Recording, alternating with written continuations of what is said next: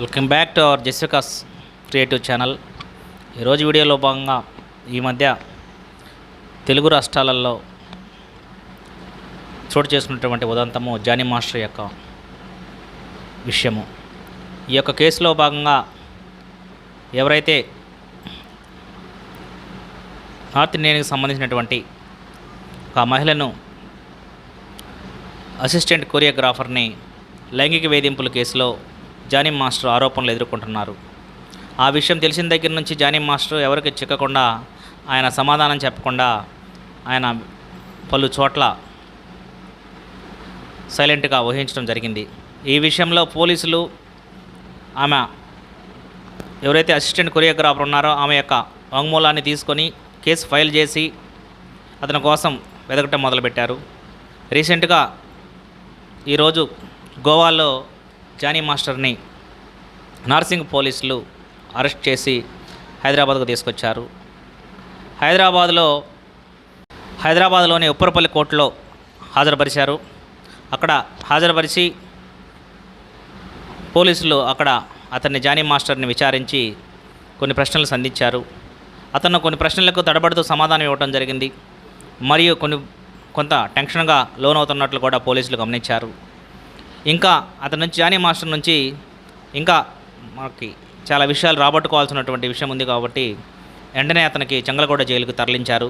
చెంగలగూడ జైలుకు తరలించే ముందు పోలీసులు కోర్టులో హాజరుపరచడం జరిగింది. ఈ కోర్టులో వాళ్ళు సంధించినటువంటి ప్రశ్నలకు జానీ మాస్టర్ సమాధానమిస్తూ ఆమెతో దాదాపు D12 దగ్గర నుంచి పరిచయం ఏర్పడింది. తర్వాత 2019లో ఆమెతో దురుద్దేశంతోనే అసిస్టెంట్ కొరియోగ్రాఫర్గా ఆమెను చేర్చుకోవడం జరిగింది. అదేవిధంగా 2020లో ఆమెను ఒక హోటల్ గదిలో అత్యాచారం చేయటం జరిగింది అని కూడా ఒప్పుకోవడం జరిగింది.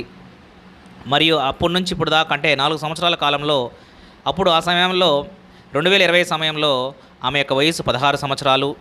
మరియు అప్పటి నుంచి ఇప్పటి వరకు ఈ 4 సంవత్సరాల కాలంలో ఆమెతో చాలా దురుద్దేశంగా ప్రవర్తించాను అని మరియు చాలా పలుమార్లు అసభ్యంగా ప్రవర్తించానని కూడా ఒప్పుకోవటం జరిగింది. 14 రోజులు రిమాండ్ విధించి నిజానిజాలు బయటకు తీసుకురావాలని 14 రోజులు రిమాండ్ విధించడం జరిగింది.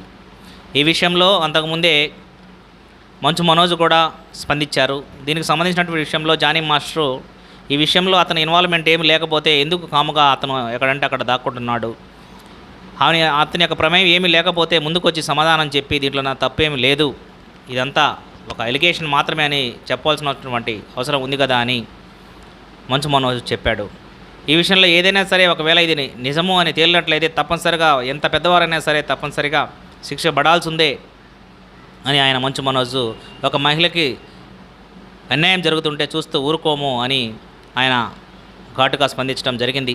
ఈ విషయంలో కొంతమంది రకరకాలుగా మాట్లాడుతున్నారు. అంటే ఇంతకాలం ఏం చేస్తుంది ఆమె, మొన్నటి వరకు లేనటువంటిది ఇప్పుడు ఎందుకు ఆమె ఆరోపణలు చేసి వస్తుంది, మహిళలు ఈ విధంగా టాప్ సెలబ్రిటీస్ని యొక్క పరువుని తో ఆటలు ఆడుకుంటున్నారు అని కొంతమంది కూడా స్పందించడం జరుగుతుంది. ఏదేమైనా సరే ఈ విషయంలో చాలా మహిళా సంఘాలు కూడా ఒక మహిళకి అన్యాయం జరిగితే అది బయటపడటానికి చాలా సమయం పడుతుంది. వెంటనే పడితే వాళ్ళ యొక్క లైఫ్ మీద కొంచెం ఎఫెక్ట్ పడేటువంటి అవకాశం ఉంటుంది. కాబట్టి ఇట్లాంటి విషయాలు ఎలుగులోకి రావడానికి చాలా సమయం పడుతుంది. అందుకనే ఇంత సమయం పట్టిందని చాలా మహిళా సంఘాలు కూడా చెప్పడం జరిగింది.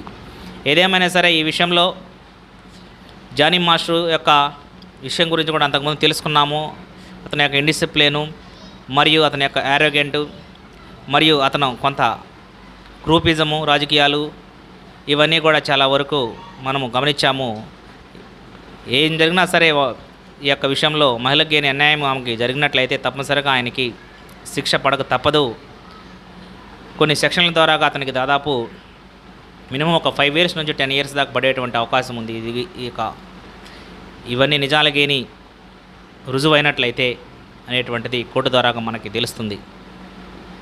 వీడియో కానీ నచ్చినట్లయితే మీకు లైక్ చేయండి, షేర్ చేయండి, సబ్స్క్రైబ్ చేయండి. Thank you one and all.